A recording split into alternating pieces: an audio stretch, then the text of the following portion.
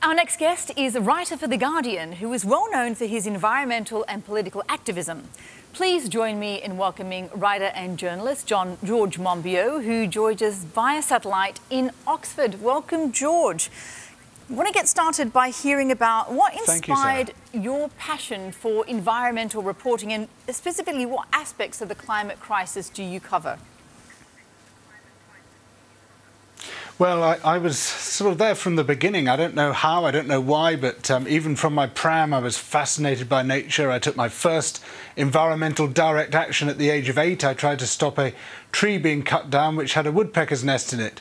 I was an obedient boy. I went home for lunch, and when I came back, well, you can guess the result. And I learned quite an important lesson from that incident.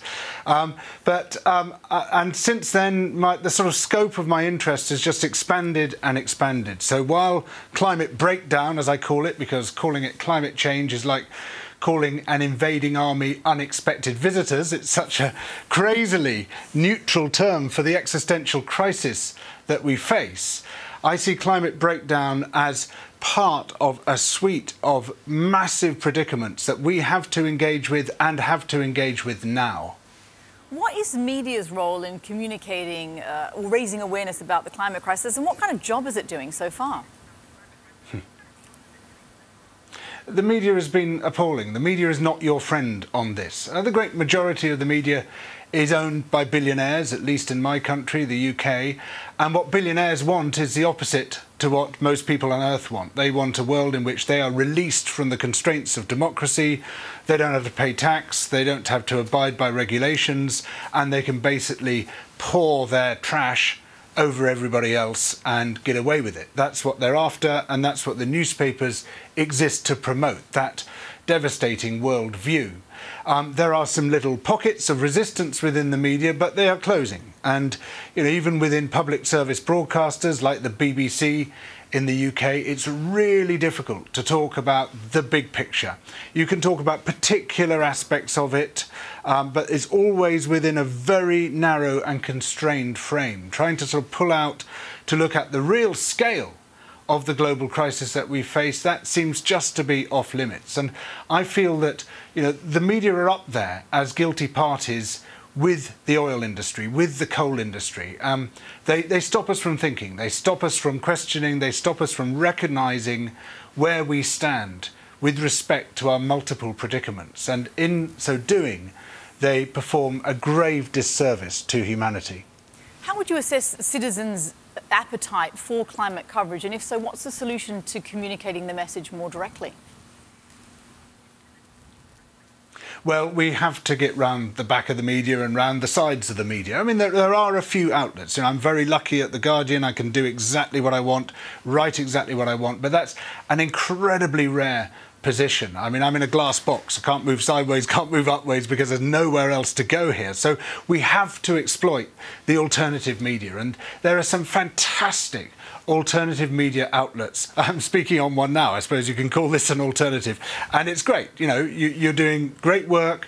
So are many people on both sides of the Atlantic trying to hold the billionaire climate change deniers to account, trying to alert people to the sheer scale of what we face at the moment. But, in doing so, you are pushing the rock up the hill. This is not an easy task because people are so schooled in complacency and indifference. We are taught to be complacent. We are taught to be indifferent, because if we were otherwise, we would turn round and challenge those who are destroying our beautiful planet and the prospects of the people who live on it.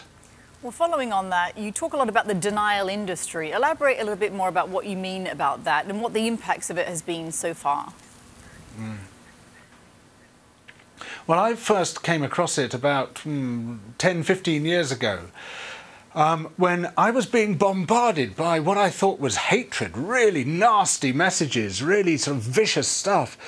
And I thought, boy, these people hate me. Why do they hate me so much? I'd never even met them. And then I realised after a while, as I began to dig into these people, who they were, where they came from, they didn't hate me at all. They were just paid to do this. There was a dark money network funded by Exxon and by other oil companies, as well as by a grisly assortment of billionaires and other corporations, a network that had emerged from the tobacco denial network. And the same players had just switched quite smoothly from one to the other. They'd basically pioneered the techniques in denying the impacts of tobacco smoke, and then had just moved the whole show onto climate breakdown, denying the impacts of that. And as I began to look into this and discover just what a widespread network this was and how successfully it had penetrated the mainstream media, I realised we had a very substantial enemy in this movement. It's gone a bit quiet subsequently. It's sort of moved on to other things like crushing democracy. But the same players are still there, and they're making a very handsome living by destroying everybody else's well-being. Well, looking towards solutions now, you know, the media does provide a lot of information from great outlets like yours. What are the next steps in actually getting people to act? Can we be more, you know, helpful in allowing people to do something to help solve for some of these challenges rather than feel perhaps overwhelmed? Yes, so it's essential that we create a framework for action, and I think that Al and the team have done tremendously well in doing that. We need to go a lot further. I mean, my own feeling is that one of the big steps we need to make, both for climate breakdown and for a whole suite of other environmental disasters and humanitarian ones, we have to switch from an animal-based diet to a plant-based diet. This is absolutely crucial. We will not get through the 21st century, or rather, billions of people will not get through the 21st century unless we make that switch. Because we are contemplating an agricultural crisis, an ecological crisis, as well as the climate breakdown crisis, and it's being driven by the food that we eat and the way that it's produced. The world has plenty of scope to feed 9 billion, 10 billion, 12 billion people, but not if we're all eating steak and chicken and pork. We have to go to that plant-based diet. If there's to be any fair settlement, fair dispensation for the rest of this century, so that we don't have a situation where the rich can just pursue whatever desires they want while the poor die as a result. George, very quickly, last question. How has the growth of social media impacted environmental reporting, both yours and broader in the industry?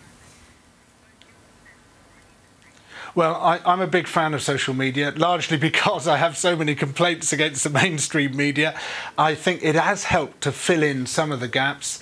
It's been tremendously effective at pushing out messages that the billionaires don't want to hear and don't want to be heard.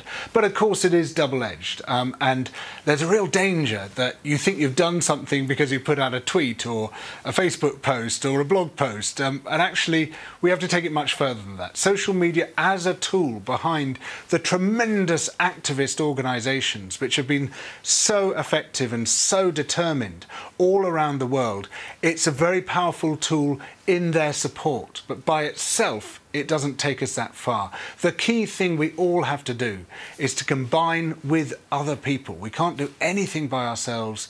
We combine with other people. We don't let the billionaires atomise and rule, which is their technique for keeping us in our boxes. We get together and we change the world as a body. George, thank you very much for your work and for your time today. Over the last hour, we've spent time getting to know some of the challenges faced by the people of the United Kingdom. In many ways, people are taking action towards a more sustainable future. Remember, the most powerful warrior in the fight against the climate crisis is you. There are many ways to make a difference in politics, in communities, in businesses, and in our own lives. Go to 24hoursofreality.org, get your climate action kick, and learn more now. How to speak to friends and families effectively about the climate crisis and other ways that you can be the voice of reality.